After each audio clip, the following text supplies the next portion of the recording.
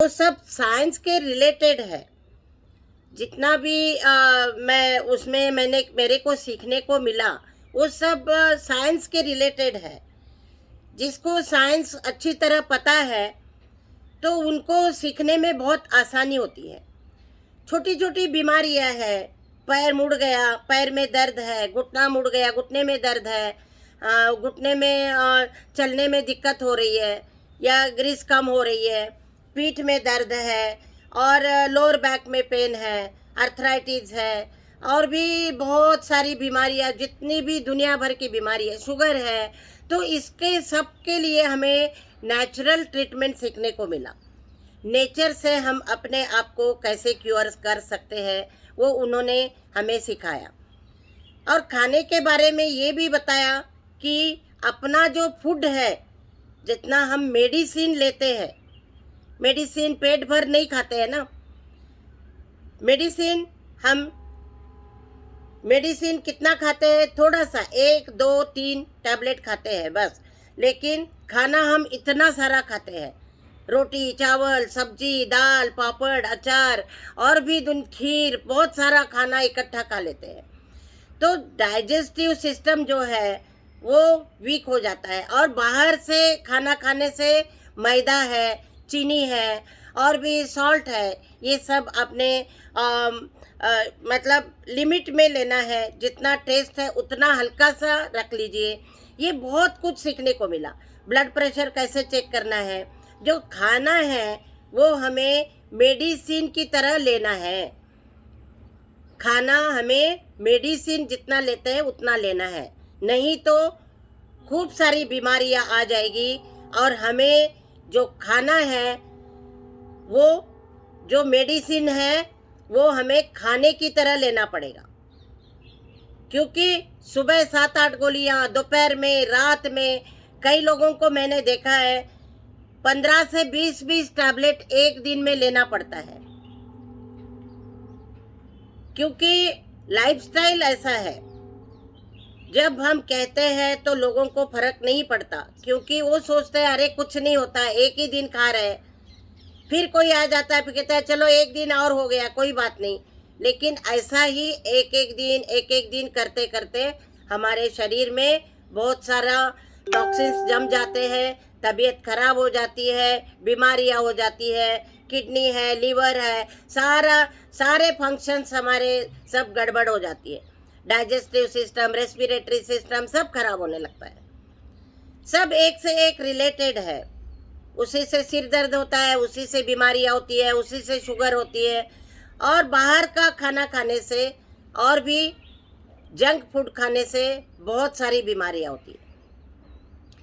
तो जो भी मेरे को वहाँ सीखने को मिला, उससे मेरे लाइफ में एक डिसिप्लिन आ गई, मैंने अपने आप को उस डिसिप्लिन में ढाल दिया, और मेरा अस्थमा 90% क्योर हो गया। 90%, देखिए कितना ज़्यादा होता है 90%। खाना मैंने शाम को, जैनिज़्म अपनाओ, नेचुरोपैथी में कहते थे जैनिज़्म अपनाओ। जैन लोग जो है वो सूर्यास्त होने से पहले खा लेते हैं। तो मैंने तब से लेके आज तक मैं शाम को खाना खाती हूँ, रात में बहुत अवॉइड करती हूँ, नहीं लेती हूँ। बहुत इमरजेंसी है या कुछ ऐसा, शाम को कुछ नहीं खाने को हुआ, कहीं चली गई, तो फिर मैं रात में थोड़ा सा कुछ लेती हूँ, लिक्विड या कुछ ऐसा, कोशिश करती हूँ कि बहुत कम खाएं। तो इससे क्या हो गया, खाना रात का छोड़ने से भी मेरे अस्थमा में बहुत ज़्यादा फर्क पड़ गया। हल्का फुल्का खाना, गरम गरम फुल्का, दाल है, सलाद है, सिंपल खाना, सात्विक भोजन। सात्विक, तामसिक और राजसिक 3 भोजन होते हैं। सात्विक भोजन खाओ, बहुत अच्छा, और बहुत डाइजेशन हमारा अच्छा रहता है। डाइजेशन अच्छा होने से हमें बहुत कुछ मतलब हमारी हेल्थ में बहुत कुछ फर्क पड़ता है। मेन हमारा डाइजेशन है, खान पान है, भोजन है। तो मैं और भी ज़्यादा नहीं बताऊंगी इसके बारे में, क्योंकि आप लोग भी बहुत कुछ जानते ही होंगे। फिर मेरे को एक मौका और मिला। देखिए इतनी उम्र में भी 55 साल की उम्र में भी मेरे को बहुत कुछ करने को मिला। जैसे स्कूल में पिकनिक जाने का मौका मिलता था, तो घर में नहीं नहीं दूर है या पैसे ज़्यादा है, बहुत मतलब मेरी सारी सहेलियाँ पिकनिक पे जाती थी, लेकिन मेरे को बहुत कम ऐसा मौका मिला कि मैं लड़कियों के साथ स्कूल में फ्रेंड्स के साथ मैं पिकनिक पे जाऊं, क्योंकि गरीबी थी। और फिर घर में सब लोग सोचते थे कि भाई कितने में कैसा होगा, आसपास में कहीं लोकल टूर है तो उसमें चलो ठीक है। वहाँ तब मैं जब स्कूल में थी तब हमारी वो है, वो अजंता एलोरा की तरफ गए थे देखने के लिए, लेकिन मेरे को नहीं भेजा था। तो ये नेचुरोपैथी में आने के बाद मुझे जम्मू, कटरा, पटनी टॉप ये सब देखने को मिला। वो मैंने लाइफ में कभी नहीं देखा था। तो कितना एंजॉय, मतलब जैसे पिकनिक पे जाना है तो 4-5 दिन पहले ही तैयारी शुरू हो गई, कैसे जाना है, क्या करना है, क्या सामान लेना है, क्या पैकिंग करनी है। वो मतलब एक उत्साह अलग सा था। और सब लड़के लड़कियां सब मिल के हम लोग पिकनिक पे चले गए। एक ही ट्रेन में बुकिंग थी, खूब एंजॉय किया, खूब गाने गाए, अंताक्षरी खेलते खेलते अपनी बातें करते करते हम लोग बहुत ही एंजॉय किया। वो मैं लाइफ में कभी नहीं भूल सकती। कभी नहीं भूल सकती। फिर इतना अच्छा टूर हो गया, बहुत कुछ देखने को मिला, बहुत कुछ। तो उसके बाद